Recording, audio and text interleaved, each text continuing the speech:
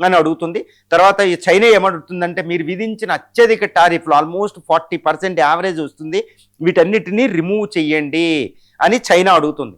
US కూడా ఏమడుగుతుంది, మీ మార్కెట్ని మీరు మీ యొక్క కరెన్సీ రెన్బిన్బిని పెగ్గింగ్ చేస్తున్నారు, కృత్రిమంగా ఉంచడం వల్ల మేము చేయలేకపోతున్నాం, కాబట్టి దాన్ని తగ్గించండి, మీ యొక్క కరెన్సీ మీద నియంత్రణలు తగ్గించండి, అది యుఎస్ ప్రపంచ వాణిజ్యానికి విరుద్ధమని అమెరికా అడుగుతుందన్నమాట.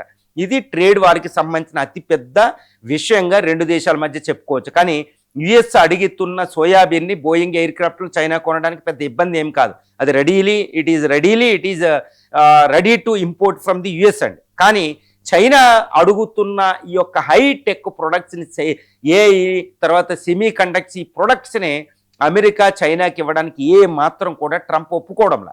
ఎందుకంటే మొత్తం యుఎస్ డామినెన్స్ అంతా పోయే అవకాశం ఉంది. ఎందుకంటే గత 1-2 దశాబ్దాల్లో చైనా చేసింది ఏంటంటే అమెరికా నుంచి అన్నీ కూడా దొంగిలించుకు రావడం, పేటెంట్స్, కాపీరైట్స్ని పక్కన పెట్టి వైలేట్ చేసి, స్పైయింగ్ చేసి వాళ్ళ యొక్క యుద్ధ విమానాలు, ఇప్పుడు చైనా తయారు చేస్తున్న J-35, J-20 లాంటి యుద్ధ విమానాలు, తర్వాత యుద్ధం బాంబర్స్ అన్నిటి కూడా అమెరికా నుంచి దొంగిలించిన నమూనాలే, రివర్స్ ఇంజనీరింగ్లో తయారు చేసింది.